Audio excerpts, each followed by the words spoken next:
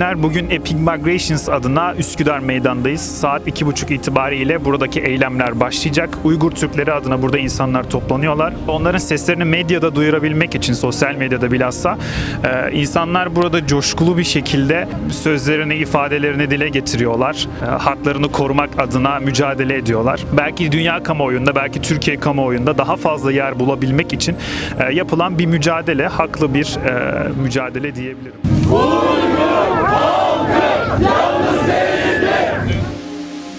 Şu an yanımda bir Uygur Türk'ü abimiz var. Sizden neden burada olduğunuzu ve hangi amaçla burada sesimizi yükseltmemizi istediğimizi açıklamanızı istiyorum lütfen. Burada Doğu Türkistan'ın sesini duyurmak için buradayız. Hepimiz biliyoruz, şu an Doğu Türkistan'da insan hakları ihlal edilmekte. Soykırım yaşanmakta. Sadece son 5 senede 25.000 cami yıkıldığını biliyoruz. 5 milyon insan toplama kamplara getirildi. Orada işkence yapılıyor, zorla Çinileştiriliyor. 100.000'e yakın Uygur Türk'ü işkence yapılarak şehit edildi. 2 milyon insan zorla çalıştırılıyor toplum kampı içinde. Doğu Türkistan meselesi sadece Müslümanların veya da Türklerin meselesi değil. Sadece Uygurların meselesi değil. Buradaki mesele insanlık meselesi. Buradaki mesele vicdan meselesi. Şimdi biz hepiniz biliyorsunuz 70 senedir insanlıktan yardım istiyoruz. Uluslararası tüm insan hakları teşkilatlarından, Birleşmiş Milletler'den tüm insanlara yardım istiyoruz. Sesimizi duyurmak istiyoruz. Bizim amacımız Çin'le savaşmak falan değil. Biz kendi hakkımızı arıyoruz. Ben babamın 2,5 senedir hayatta olup olmadığını bile bilmiyorum. Ve bu bir çocuk olarak psikolojime çok kötü yansıdı. Uygur halkı yalnız değildir. Çin'in zulmü altında hiçbiriyle konuşma, hiçbir şey yapamıyoruz. Ablamız çocuklarını göremiyor şu anda. Çocuklarının hikayesini bize birazcık anlatabilir misin? Evet. Ben 2012 icret kılarak memleketimden çıktım. Şu an ben kızlarım bilen 4 senedir beri akrabalarım bilen, kızım bilen hiç görüşemiyorum. Şimdi arada bir konuştuk. Dedi ki senin orada olduğun biz için çok zor oldu dedi. Bir şey anlatamıyor. Ben bir yer soruyorum hemen ağzını böyle yapıyor. Sus diyor. Bir şey deme diyor. Hiçbir şey anlatamıyor bana. 2015 abim gelmişti. Büyük abimini ziyaret ederek. 2017 ölüm haberi geldi. Öldü. Neden öldü? Abim ona hiç kim açıklayamıyor. Neden öldü? Benim abim kocaman, böyle iri bir insandı. Ya hasta falan yoktu. Şimdi 2017'de ölüm haberi geldi. Ben şok oldum. Kabul edemedim. Hala kabul edemiyorum. Abim neden öldü? Hiç kim anlatamıyor. Neden?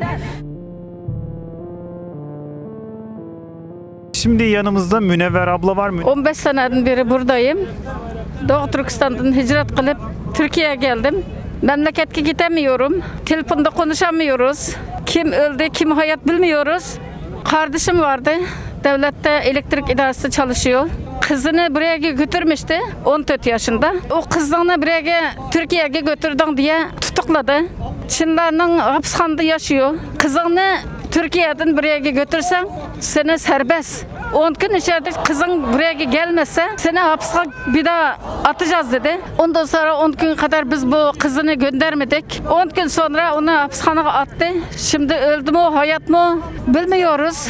Onun için siz hiçbir şey yapamıyoruz.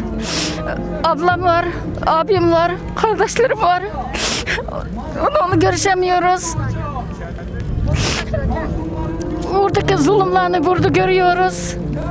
Gece uykumuz gelmiyor, boğazımız yemek geçmiyor. Çok kötü hayatta yaşıyoruz. Çok kötü durumda yaşıyoruz. Kardeşlerimiz domuz eti yediriyor. Namaz yok, abdest yok. Evden bir tane seccade, bir tane tesbih çıksa onlarını hapse atıyor, 10 sene, 20 seneye kesiyor. Biz şimdi burada hiçbir şey yapamıyoruz. Sadece Türk kardeşlerimize, dünyaya sesimizi anlatıp zalimden zulmünü herkese duydurmak için burada yaşıyoruz. Şu anda yanımda Dilara Şengül var. O da aslında bireysel olarak burada, herhangi bir kuruluştan bağımsız bir şekilde. Dilara, neden buradasın? Buradaki bulunma amacın ne? Bu eylem için neden bir katılımcı olmak istedin? İnsanların bu eylemin sesini duyması için buradayım. Çünkü Çin'de 1200'den fazla toplama kampında insanlar zulme maruz kalıyor, baskıya maruz kalıyor ve dilleri zorla unutturuluyor. Farklı şekillerde kısırlaştırma projeleri içerisine giriyorlar ve orada 3 milyondan fazla insan var. Ben de onlara destek olduğumu göstermek ve Türkiye'de de belki bir yankı uyandırmak veya onları tetiklemek için buradayım. Peki kamuoyu oluşturmaktan başka Türk öğrencileri ya da sivil halk, insanlar ne yapabilir? Bunun hakkında bir önerin var mı? Bu genellikle bireysel değil, toplumsal bir mücadeleyle elde edilebilecek bir şey. Özellikle sosyal medyada dayanışma içerisinde olarak, meydanlarda dayanışma içerisinde olarak bir şeyler yapabiliriz. Çünkü en çok sesimiz toplu olduğumuzda çıkıyor. Türkiye'deki halkı da sokaklarda, meydanlarda, bu tarz eylemlerde bir arada olmaya davet ediyorum. En azından buralara gelemesek bile sosyal medyada sesimizi çıkarmaya davet ediyorum.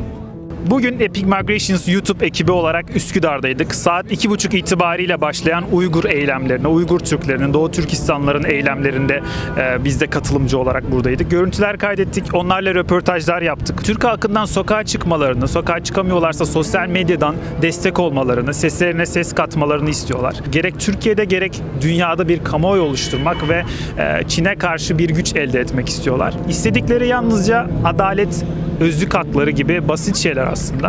Biz bugün Epic Migrations YouTube ekibi olarak buradaydık. Bizi izlediğiniz için çok teşekkürler.